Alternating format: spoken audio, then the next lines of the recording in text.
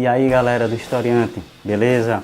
Hoje nós vamos falar um pouco sobre a mistura da música com a história, mais especificamente do heavy metal com a história. Bem, quando vocês ouvem falar de heavy metal, do que vem em mente?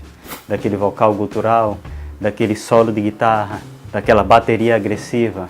Bem, dentro do heavy metal há muito mais do que a chamada adoração ao Satã.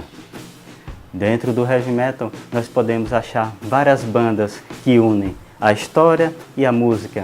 E entre essas bandas nós podemos destacar o Iron Maiden. Aqui nós temos o álbum Dance of Death. E aí vocês podem se perguntar, mas professor, quais músicas e quais fatos históricos nós podemos tirar dentro desse álbum?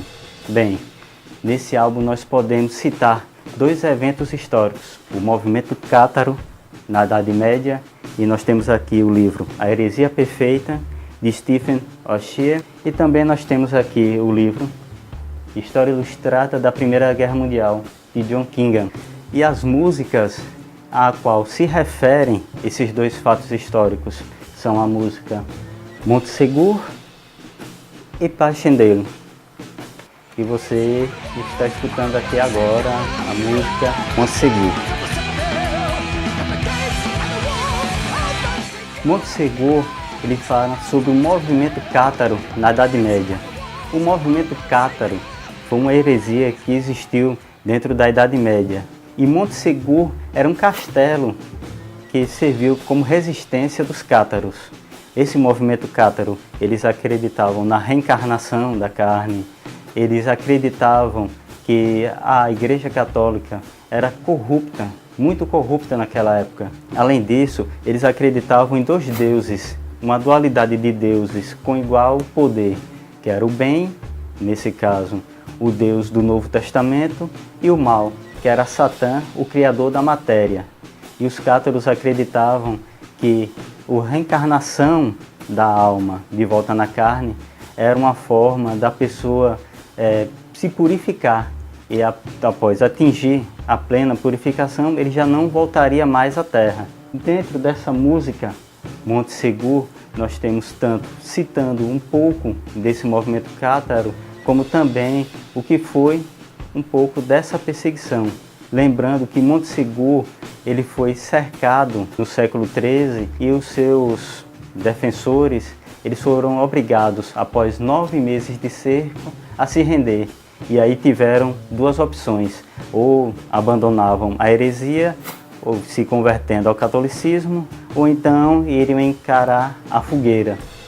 E 200 pessoas se negaram a renegar a fé cátara e foram queimados vivos em fogueiras que eram chamados Altos da Fé.